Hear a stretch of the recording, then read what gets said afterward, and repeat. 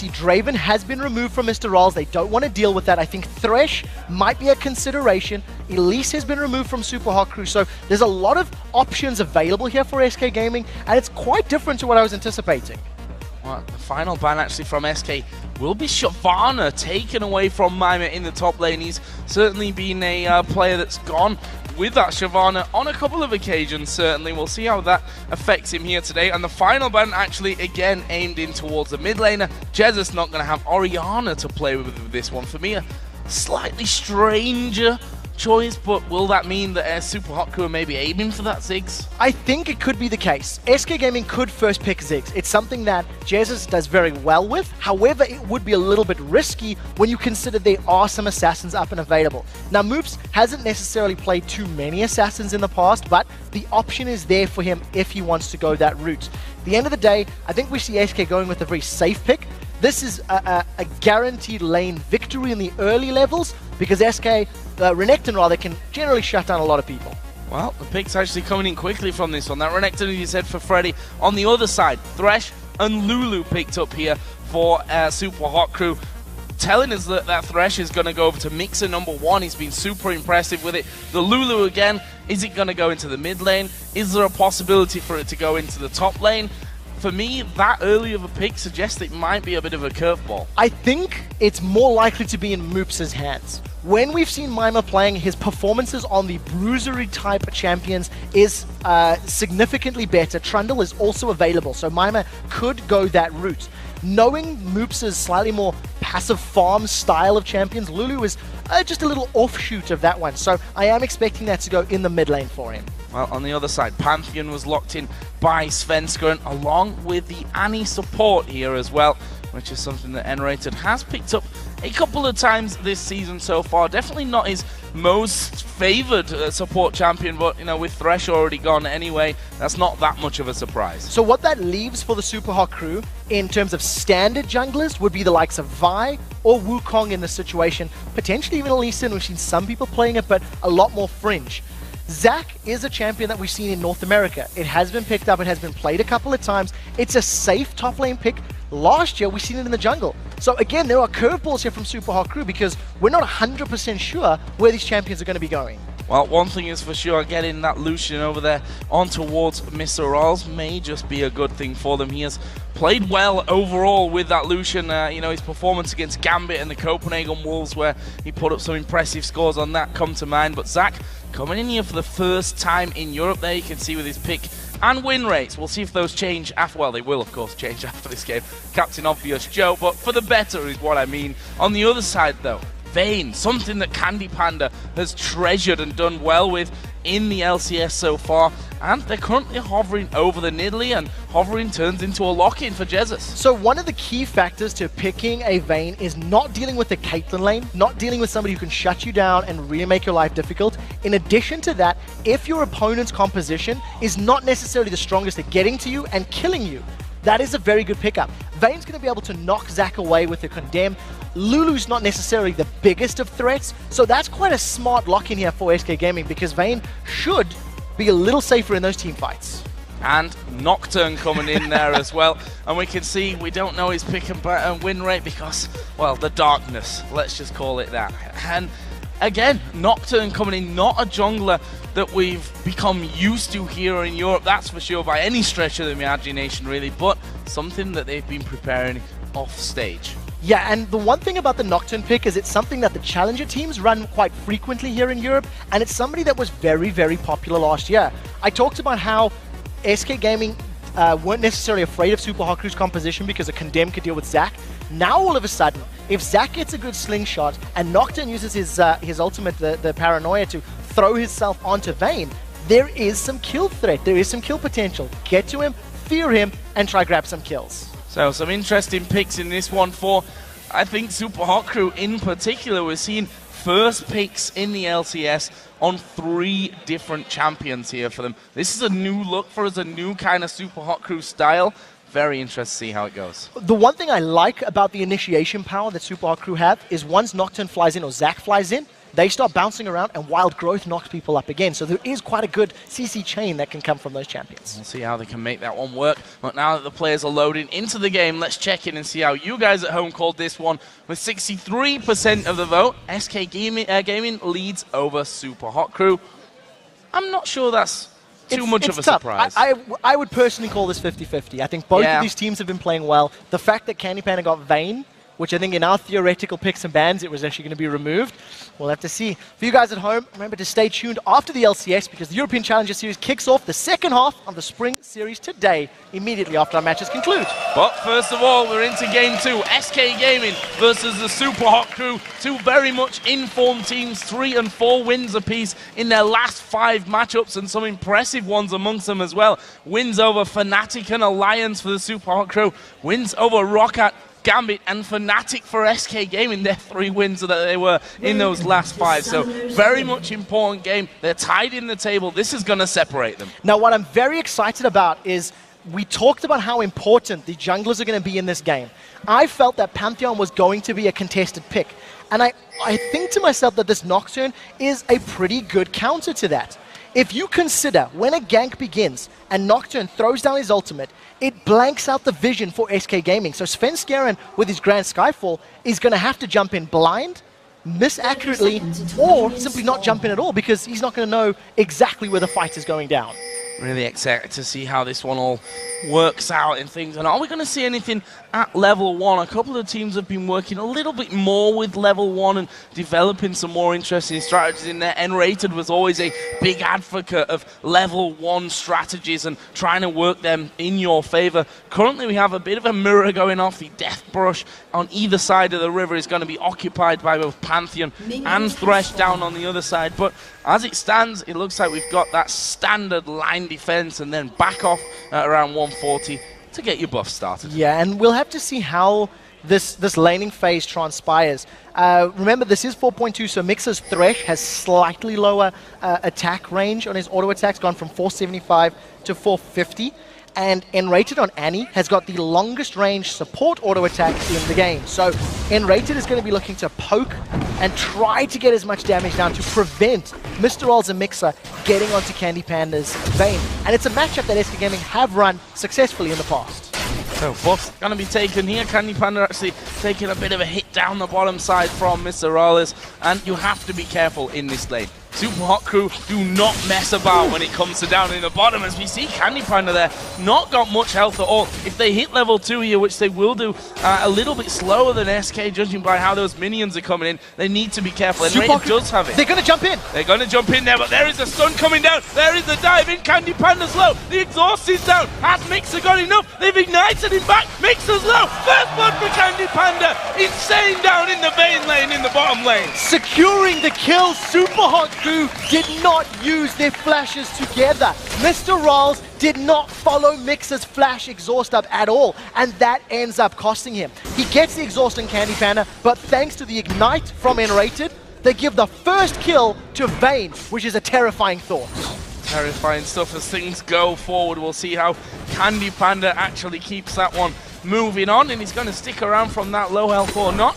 He's got a free bunch of minions to be farming up, and that's going to give him a nice lead over Mr. Rolls. However, we do have Pantheon coming in. Not much for the stiff in there for Svenskeren, to be honest. I'm not sure that he could get involved, and we can see on the minimap he has backed off. This should allow SK Gaming to balance out that power difference between Lucian and Thresh. Once Candy Panda spends the money that he's earned, it does look like he's going to start backing off, grab himself most likely nearly Vamp Scepter, maybe even Boots. He can run around Mr. Rolls and Mixer. Now Jez is in a little bit of trouble. It's caught by the Glue Lance. The slow coming down. Are they going to be able to get in on top of him? Impaler's got the double buff as well. There goes the leash. Jesus is surely going to have to flash, and there is the flash, but it's really late for me. Impaler picks that one up. Svenskeren's going to have to back away as well. They'll be able to keep him slowed, but not enough damage to finish off a second. One apiece, only 4 minutes in. Very good play by Super Hot Crew. Once Nocturne lands that Duskbring on you, it just allows him to chase and kite. In addition to the movement speed that you get from Lulu and the slow from a Glitter Lance, it's very powerful.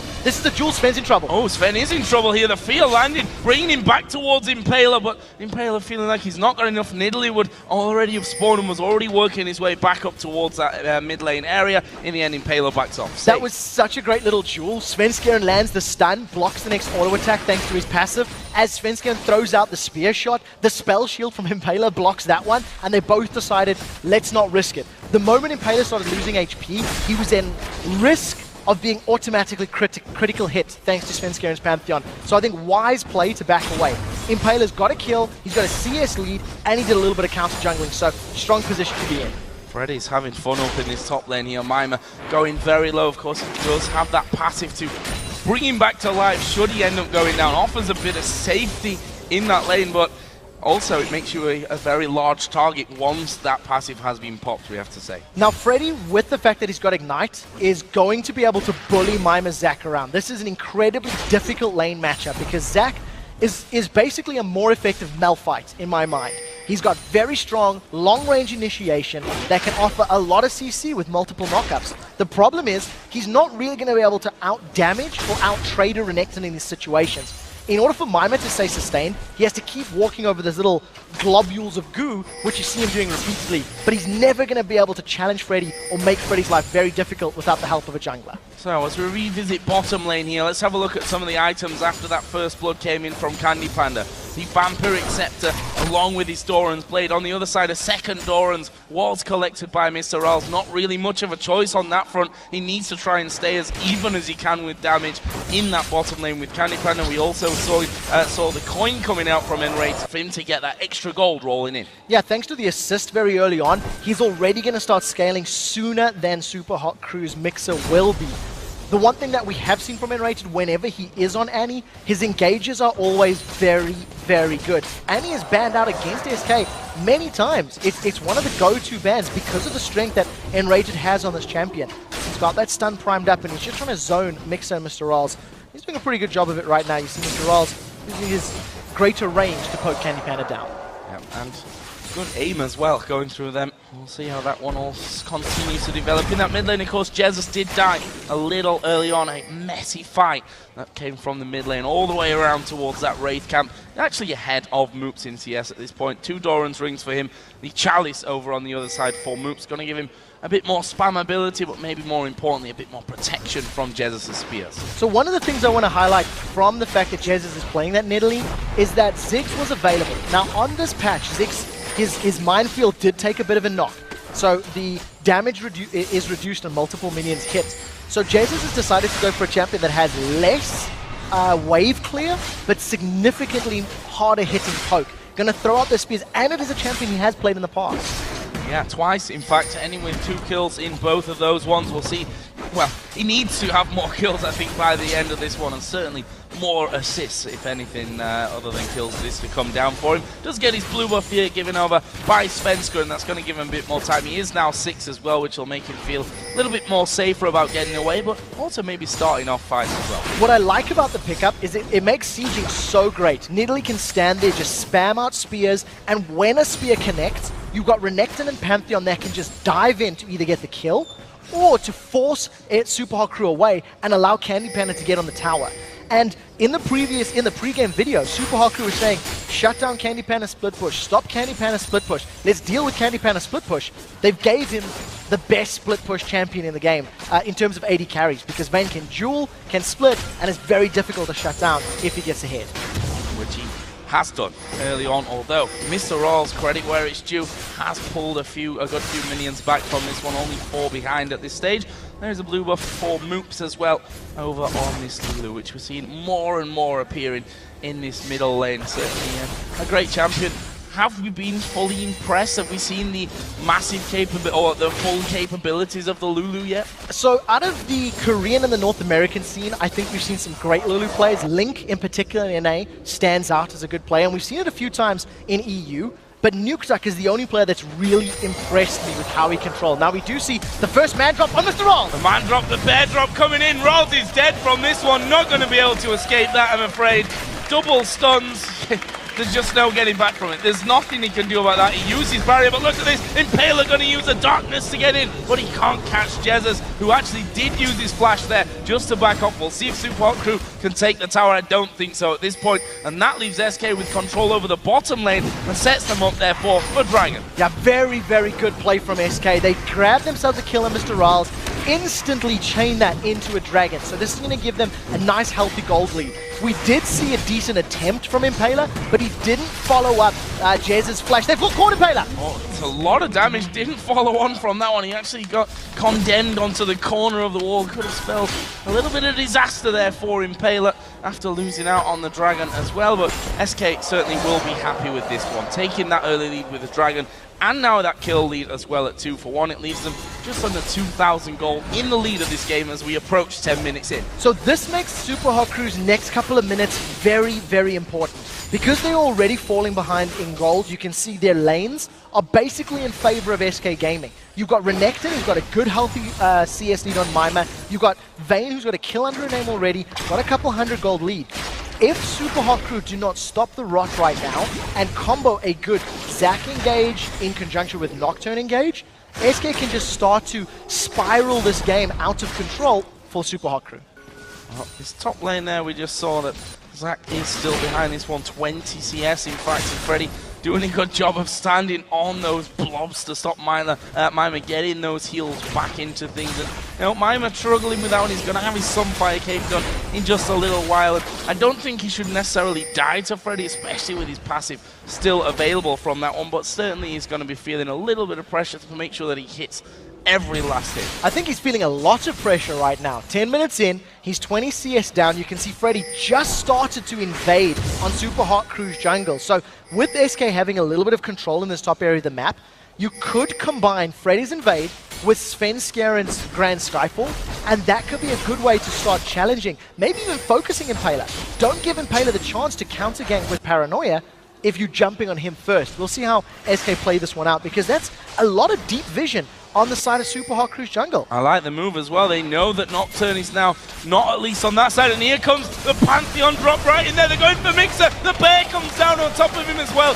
It's Candy Panda who picks up kill number 2. This bottom lane is absolutely out of control for SK now. The theoretical counter, or at least potential counter, to a Pantheon man drop was there from Impaler. But Super Hot Crew have not been able to use it. We've not seen that Paranoia used to deal with the Pantheon ultimate or to try counter it in any way. And now that you've seen Impaler in the bottom lane, he showed his face. Freddy is 100% confident, farming between these towers in the top lane and making Mima's life even more difficult. Steady Freddy, as always, up top there. And he's not missed many a beat, to be honest, this season. We've talked about it so often that he's been such a rock in that top lane for SK Gaming, and he continues that trend here, making sure that he takes all the CS as he goes. Mima doing, I think, the right thing in this scenario as well, and making sure the wave actually stays quite far up. There's going to be no turret damage coming in from either side. What's great about that decision from Mima is that he's also reducing the chance of being tower doped. As long as he knows where Freddy is and the minion wave is not at his tower, it makes it more difficult for SK Gaming to jump on him. And like you said, Steady Freddy, I definitely think the most underrated top laner in EU LCS. He's had so many good games against so many top-tier opponents, and he always does well. He also likes to farm between those turrets a lot. It is something that I think he does more than any other player in the league right now. And doing it to great success. There's that ward timing out from Freddy just moments ago that he put down, and that gives them vision of Impaler. Lets them know, okay, Jesus, from this point, you're the guy that could be in trouble when that Paranoia, if that Paranoia comes down. In the end, though, Jesus just sits back on his turret, continues to farm, gets the heal from himself. He's plenty happy in that mid lane. So the question for me now is, where do SK go from now? Dragon's going to spawn in 2 minutes' time. Freddy has not left this top lane. He's made no intention of leaving that lane with the exception of invading Super Hot Crew's jungle. So I'm anticipating Svenskjaeren to move his way to the bottom lane, challenge for the next Dragon, and then maybe start the split push game. Let Jesus and the rest of SK defend Super Hot Crew's pushes, throw spears out to prevent them diving, and maybe allow Candy Panda to determine the tempo of the game with his bait. They've got so much vision down all over that's catching Super Hot Crew. There's a spear coming through. A little bit too late there to actually steal that one away. But they know that Impaler, they know that Moops was down on that bottom side. Mima's now in between the turrets of Freddy in this top lane. So this top lane is really having kind of not even a battle against each other. They said, we don't care about the harass at this point. We're just going to go off onto our own little beaches of our islands and chill out and have fun in there. And the bottom lane is because of this. Svenskeren has ganked Mr. Rolls multiple times. He's in range for another man drop. This time, however, Impaler is finally in range to counter it. He's just started recalling. And part of the reason, actually the reason Freddy and Mima have just decided to farm on their opponent's side of the map is because Impaler and Sven have been called to this bottom lane so many times. It looks like Impaler's going to make his way down here. If another tower dive comes in from Svenskeren, Impaler's going to need a little bit more time to get in range for that paranoia. Well, Svenskeren has actually backed away from that one. Really, maybe Jesus in the top side, who's got himself a wall of traps set up there on both sides of Moops' exits from the jungle. So Impaler back into a farming game here as he takes down another Wolves camp. Svenskeren is hanging around for middle, and if we look at the timers that we've got at this point, 25 seconds until Dragon comes up. That's important stuff here, because that last time went to SK Gaming would mean a big jump in their lead or an equalizing opportunity for the Super Hot crew. And Super Hot crew have got the vision in the Dragon Pit, or in the river rather, to be aware of when SK go for it. We can see that Impaler's got his ultimate available. There's two sweeping lenses on both sides of the game right now. And we'll see who gets superior vision, because there's a lot of things that can come in from long range. Zac, if he decides to move down, would be very powerful in a Dragon Pit fight because of the small ranges, but he's making no indication of moving. It's actually Freddy that's going to be the first one to respond.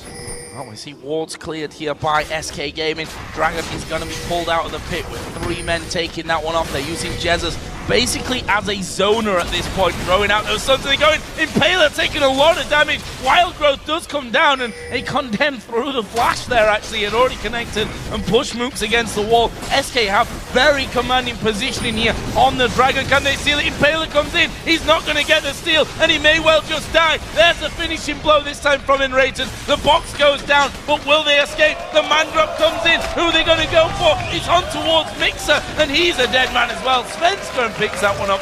SK running riot right now. I don't understand what Super Hot crew were doing in that situation. Moops was backing away, Mima was still in the mid lane, and you've seen Mr. Riles and Impaler trying to challenge. Yes, maybe if Impaler goes in with his ultimate, there's the potential for a smite steal, but Mr. Riles and Mixer, I think they should have backed away. I think they should have played that a little bit more safely. SK Gaming grab themselves the kills, the Dragon, and they get out clean. Super Hot crew do, however, get a tower, so that's some objective gold on their side. That tower on the bottom is going to be hit hard here by Candy Panda, but Mr. Rolls full HP was trying to repel that attack as we see Jesus landing the spear onto Mooks. Wasn't in tower range there either, so Jesus didn't even pull the aggro from it. Impaler is going to come in and keep that one alive for now, but Jesus will just stand his ground. He knows the mid lane has gone back, he knows the jungler's there behind the tower range. He's safe to just stick out where he is and keep pushing. I also like the pick of Nidalee into Lulu. Lulu has very few bad matchups, if any at all. But Nidalee's not necessarily going to lose to the very poke-heavy, very bully-heavy Lulu. So over the course of this game, you actually see that Jesus has got a CS lead. Thanks to the fact that Nidalee can heal himself, is very mobile, can dodge those glitter lances when she's in the Cougar form. And it's just allowed him to go even and actually pull ahead of Moops' Lulu in these opening 17 minutes. So it was a very smart, not the word counter, but it was a very smart pick into that champion. Look at this bottom lane in terms of the overall picture. 2-0-2 for Candy Panda, just slightly behind in CS here of Mr. Oz. He's got that Blade of the Ruin King in as well now. On the other side, Bloodthirster did get completed already by Mr. Oz. Only the boots really separating their build at this stage. And I think if I were Mr. Oz, I'd like to see him maybe go for a Trinity Force as his next item. It'll make him a little bit more powerful in these smaller skirmishes, give him a little more dueling potential against whoever jumps onto him. If he goes for the likes of a Last Whisper, it's basically going to make him a culling bot and just really amplifies the damage that culling puts down without giving him those one-on-one or 2v2 situational power spikes. As it stands, SK are just happy to keep laning. It's been a fairly slow, drawn-out laning phase with multiple ganks on bottom. That's been the story of the last 20 minutes. Palin here actually decided to go counter jungle the Wolves, but he may lose his red buff. Well, he will lose his red buff in the end. Svenskeren, having the help from Freddy as well, will lose out on his Wraith camp as well, but he's more interested in this bottom lane, it seems. It's going to be quite difficult to tower dive this bottom lane because they don't have as much instant on-target hard CC. The fear from Nocturne is to channel, Mixer needs to land a Flay or a Death Sentence, which is skill shots, and Lucian's obviously not going to offer in the way of crowd control, so Impaler doesn't actually pull the trigger on that tower dive. Does get potentially caught out, takes the Lantern to safety thanks to Mixer. Takes the Lantern and gets his red buff back, which, much to the annoyance of Svenska, I think there he was trying to get down fast enough to prevent that one from slipping away from him. The mid laner's going to be getting their blue buffs on their spawns as well. That one in for Moops, and Jesus in the meantime just hammering through on this middle turret. Svenska are going to join in, and well, that's what happens. Moops left his lane to get blue. It's left that mid turret completely unattended, and it's a nice pickup for them. Yeah, it definitely worked in his favor. Mimer's now in trouble from Freddy. We do see Pantheon moving in range. There's a Skydrop! Oh, this is going to be risky. Mimer has that passive available. What's he going to do? He bounces around, but there is the pop instantly. Freddy's tanking up the turret. He's gone with the Spirit Visage first, so not masses of armor, but they've got the damage, that's for sure. And Mimer does go down for the first time in this game, and that's going to further increase how far he's fallen behind Freddy. And look at Jesus, is able to just leap away in Cougar form. We didn't see Impaler going for the paranoia, didn't combo himself with Moops' Lulu, and that just allowed Jesus to get away. So they trade top tower for bottom tower. Super Haku at least staying even on towers killed. But once again, SK Gaming making a play, making an aggressive notion, getting away with it, and Super Haku with no reply. 2-2 on the towers and 6,000 gold that they are falling behind now at this point. So see that how that one develops. The top lane is actually, or Mimer in particular, obviously just after dying, picked himself up the cowl and that Warden's mail as well. So he's kind of split on two different items from that one, but also allows him to balance out his defensive statistics a little bit more on that.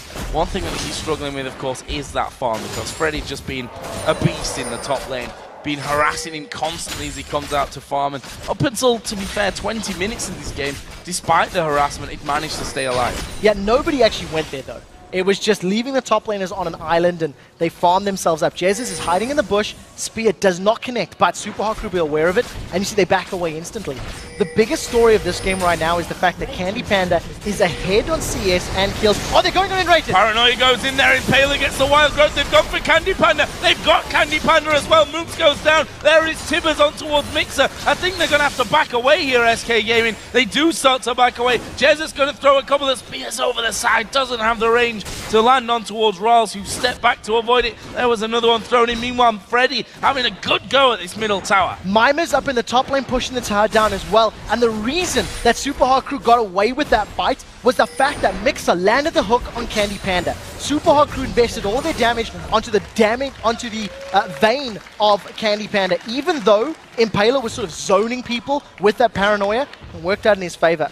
Mimer's going to get away. This is a good Skyfall just to save the tower, basically. Yeah, tower saved there by Svenska.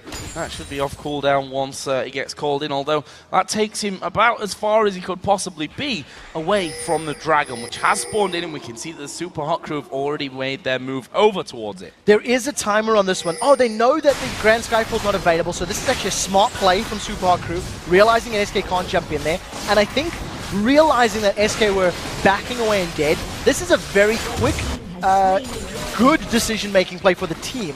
The problem is, it's a little bit late. You know, Super Haku are 5,000 gold down, they've lost 4 towers, they've got very little map presence, and it's going to be a very difficult job, especially on the vision side right now, dealing with 3 sweeping lenses, gaining control of the sight game, which will allow them to get control of the map.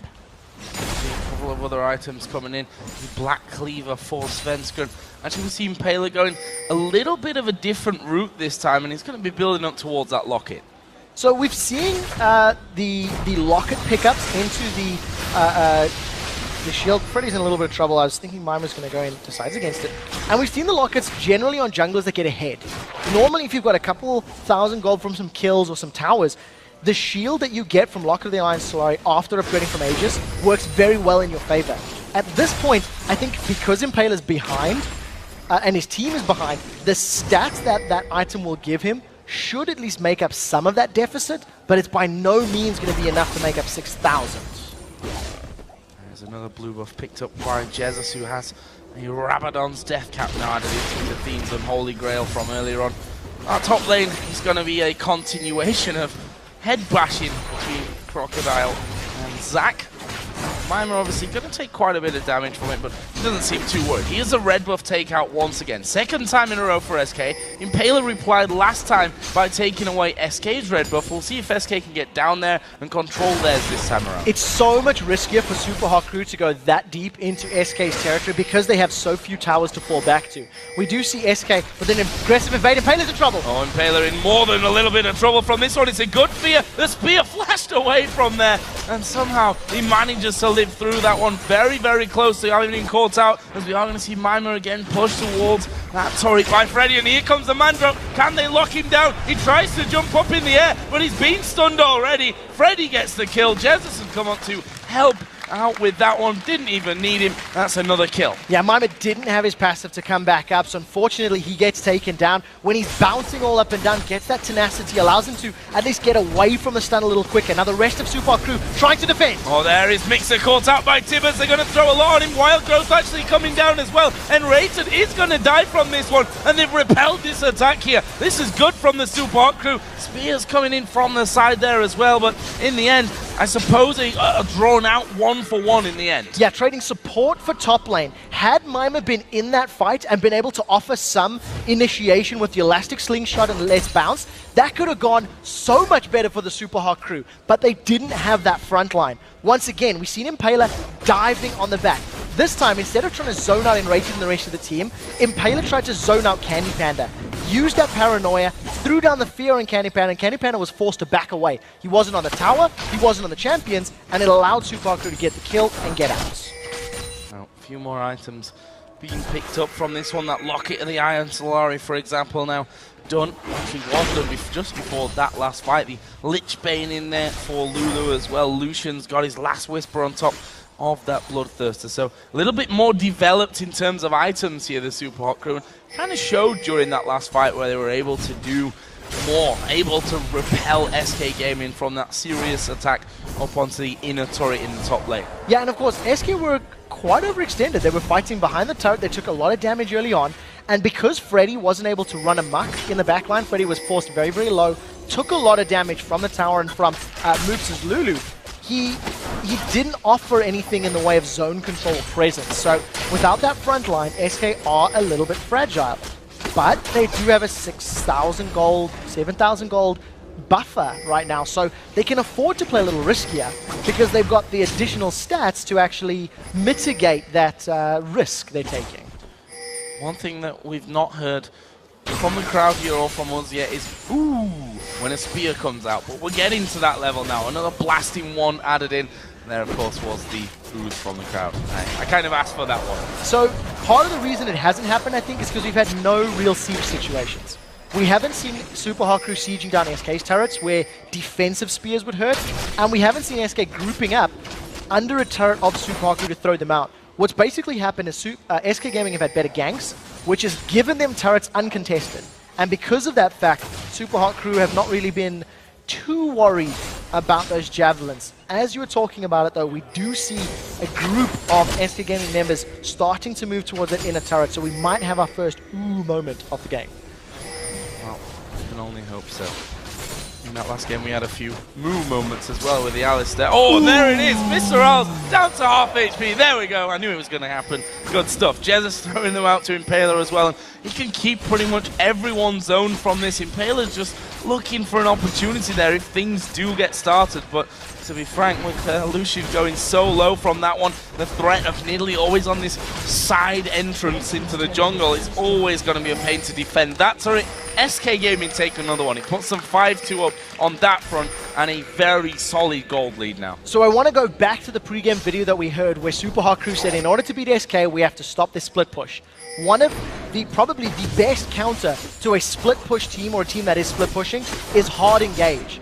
And when you've got Zac and Nocturne, that is very, very hard engage. The problem for Super Hot Crew is, because they fell behind so much so early, they haven't been in a position where they can engage on SK Gaming. They need to do it soon, or this 9,000 gold lead is going to cost them. Oh, Mima here, gonna have his passive pops, and they should have enough damage, but will they commit to this one? Svenska pulled in, box goes down from them, there is Impaler coming around the side as well. Couple of men down to half health there for SK, but maybe not the more important ones. They still have Jesus to poke away from the side, and he does so. Mixer down to half HP, and Ward's put over the side there to try and get vision of Jesus, but he's going to continue to be a menace, and it's kind of easy to throw in those speeds. Of course, as I say that, he flashed straight through the middle of them, dodged by the Super Hot crew. This turret is very low, and a fight might cost the Super Hot crew. Now, SK Gaming know that there's no paranoia and there's no let's bounce. So the threat of being grouped up under this tower is a lot less, which is why SK Gaming are sticking around. That's the third Ooh Spear of the game. You see Mixer backing away. Good spell shield from Impaler, but Candy Panda and the rest of SK are going to need to be a little careful. If those cooldowns were available for Super Hot crew, SK could have been engaged upon, but they weren't. So SK grabbed themselves the 6th power of the game. Yep, and head back from this one. The red buff gonna be stolen away by Candy Panda. Earlier on in the season, SK did have a few games where they had leads and threw them away almost. The thing that they've not done in these games is do that kind of thing. These wins, these solid wins that they've had, they've looked like a much more complete team when they've had a good, solid hold on to the map and a lead across all fronts. Impaler is going to get slightly caught out from this one, but here's the backup. Rawls and Moops coming in from this one. Now they focus on towards Svenska. He's going to go down. Rest of the team actually coming in. This is a big, messy fight. Jesus will pick off Impaler with a spear, but now who are they going to go for? Tibbers goes down. Double kill coming in for Jesus. Mima's got no passive, but he's got the jump, and he does get away to the backside. This bot Moops down the bottom. He flashes over the wall as well. Jesus almost leaped out towards him. Didn't really scratch a lot. And they go back off towards Dragon. A 2-for-1 in the end. Nice little comeback in that one for SK. Yeah, Super Hot crew grouped up. It's not over yet. Maybe it is. Jumps away. Mima's in trouble. What are you going to do? You're going to flash? You're going to throw a spear? Yes, you are. Jesus throws that over. So clever. Getting the vision by putting the trap down. They took the Dragon. They took the kill. SK are in the driving seat. What we've seen from Super Hot crew this game is their communication and calling is faltering. From the very, very early moments of the game, where Mixer flashed forward and Mr. All did not follow it up, they gave up first blood. It cost them. This is a replay of the fight, and we see, first of all, it actually starts with Candy Pan and Sven being overextended. Now look at the positioning here for Super Hot crew. They come in, they're grouped as 5. All 5 members of Super Hot crew are together, and they split up. This could be a little bit of overconfidence. You see in the bottom lane, Mr. Oz and Mixer going on their own mission, and it just leaves the rest of the Super Hot crew backline to get shut down. Unfortunately for them, cost them multiple kills and that Dragon. So, well, it cost them a Baron here. Good hook onto N-rated, but sadly for them, nothing to follow up with. There is that ward, or a pink ward, I should say, at the front for SK. And that will allow them to clear out the green ward at the back that was put down for the Super Hot crew. And the second one. Will they start this Baron off, though? They've got no vision actually on the backside there, apart from that trap that's just granted them a little bit as they went down. And in the end, it's just going to be a bit of an exchange. That's what they were trying to do all along. Aggro the Baron to stop N-rated hanging around in the pit. So the one saving grace Super Hot crew had was if Zac and Nocturne got onto Candy Panda, they could potentially have killed him, which then could have allowed a 5v4 Super Hot crew to win a fight. Unfortunately, because Candy Panda has that Guardian Angel, you see it around him, it's going to be so much more difficult for Super Hot crew to win. This is going to be a desperation fight. Look for the Elastic Slingshot to start us off. SK have peeled away. They want the fight instead. There's the first spear going to land. Is there a stun? Yes, on towards Mima. Candy Panda's actually at the front, but look at that. He tumbles out towards the back. Impaler gets wild growth. Mima bounces around, but that's not going to save him. Impaler's dead as well. Moves all alone. He gets stunned up. That's a play to the Ruin King. Renekton hammering away, and now they're chasing onto Rawls. Another spear lands. Not enough to finish off the ace, but SK Gaming here, we've got 30 to 40 second spawn timers, are going to do a lot of damage. And what I like is they didn't go back for the Baron. They realized that Super Hot crew were down. They could get the inhibitor and potentially back away and get the Baron as well. This is going to give Super Hot crew much more map presence. They're going to reset the siege in the bottom or top lane, continue spamming out those spears, and then just dive when they want to. I need to back away from that one with 4 kills. The inhibitor taken down and a 15,000 gold lead to boot. And it's going to take a colossal mistake from them here to actually give up this game at this point. Baron is started off, no one even remotely close for the Super Hot crew. This is looking so good for SK. Yeah, SK Gaming have done everything right from the laning phase. Impaler's Nocturne could theoretically have worked against Svenskaren's Pantheon, but it didn't this game. Every Grand Skyfall that we've seen from Sven has worked out in favor of SK. It has led to kills, it has led to towers, it's led to dragons, and it's allowed them to get the 16,000 gold lead and the Baron buff as well. There's one kill on multiple members of SK, and Freddy still untouched. That Renekton going unkilled. Yeah, Steady Freddy's actually been a little bit more than steady this game around. I mean, look at his items. Blade of the Ruin King in there for that extra damage. The Thorn Mail just to make it even harder for anyone to really do a lot to him whatsoever. Got so much armor. Got that Spirit Visage in there as well. We look to the jungle and there's a nice mix of damage and tankiness that's coming out for Svenskeren. Obviously, Jesus is all about the poke right now. He's going to have himself a Zhonya's, which makes him harder to take down in the end. This, as I said before, is going to take a bit of a miracle for the Super Hot crew. Yeah, SK Gaming have to make a monumental mistake like they did against Alliance. When SK Gaming had an inhibitor secured and a Baron against Alliance last week, they picked fights in the mid lane to try and get a town that they didn't need to. And Alliance were able to respond. They had a Wukong in the game. Alliance actually jumped on SK multiple times in a row. You see, this time around, SK have actually split themselves up. They haven't overextended. They've got a bigger lead than they did last time as well. And now we'll see how many spears Jesus can land. The moment the spear does connect, SK Gaming are just going to have a free window to get on that turret. And making sure that they have to come to the middle and get rid of those super minions as well. Candy Panda getting a couple of shots in, just tumbles away from the chain. Well, there's half of Mixer's health gone with just that single spear coming out. And a bit of brute force that's getting him in there, and they still continue to land these spears through. But that's already just a matter of time before that one goes on. They line the entry as well on those steps with those spears from Jesus, which at this point do their fair share of damage if you happen to walk over them. While all of that was going on, Freddy was sitting in the mid lane. Freddy just kept pushing it up. He just carried on pushing with the super minions. Super Hot crew, if they tried to engage, Freddy could have come in directly from behind them. He's super tanky, he's got a lot of damage, and he could shut them down. The siege is now on. Look for the spears. As soon as the spear connects, that's going to be the go signal. Tower's low, they're going in. Well, they've got the hook here on towards Freddy. He's the man you want, though. Mixer going very low. The culling comes out, but it's not doing a whole lot. Here comes the man drop in the backside of them. It means that Mimer's all isolated. He's got his passive, but that won't keep him alive for long. Meanwhile, Mook's chased down there by Candy Panda. There is the turret falling. This is inhibitor number 3 down and out by SK Gaming. And they've got 50 seconds until Mimer actually comes back into play. Are they going to finish now? They definitely have the tools available. Super Hot crew have to put up a godlike defense, and I don't think they have the opportunity. There's no let's bounce, there's no initiation. Super Hot crew not even trying. A push straight through here from SK Gaming. A hook came in, but it's not enough. SK Gaming take the victory here against the Super Hot crew, and honestly, they made it look a little bit easy. This has been typical SK in the games that they've won, in the games that they've done so well in over the last few weeks. They've not let go of these strong positions that they've built for themselves. And once again, Svenskeren leading the way. He got the first blood kill on that first kill with his Grand Skyfall in the bottom lane. Rinsed and repeated a couple times more, using that man drop over and over to secure kills. And as a team, SK Gaming just made better decisions. I think if you go back to the very early moments, Super Hot crew just caught out a few times too many, and maybe not all on the same page. They had a good showing across the board as well. I mean, it's obviously we look sometimes and see a massively outstanding score or a person that made a massive impact in one area of the map, but they really were across the board very, very impressive.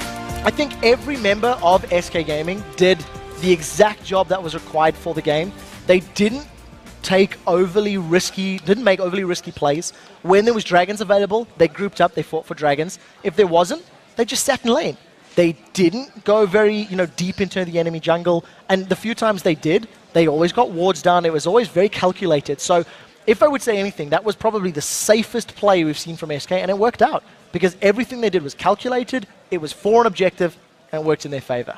Well, if I look back at the games that they've played in the last couple of weeks, wins over Fnatic, Gambit, Roccat, they had that slip onto Alliance. Was their even week, though, and the game that they won in their even week last week. But now they've beaten the Super Hot crew, a team which before this match were at 4 wins out of 5 games. it's really on the up for SK Gaming, and sat at 8-7 now. That means that they overtake the Super Hot crew because they were tied coming into this one, but things are looking so strong for them. The thing that I really like about the SK Gaming team right now is that they're doing what Fnatic did last split, using the split push, using the map to their advantage. Individually, their players aren't necessarily all the flashiest. They aren't necessarily the ones that always get the hashtag LCS big plays, but they're always consistent.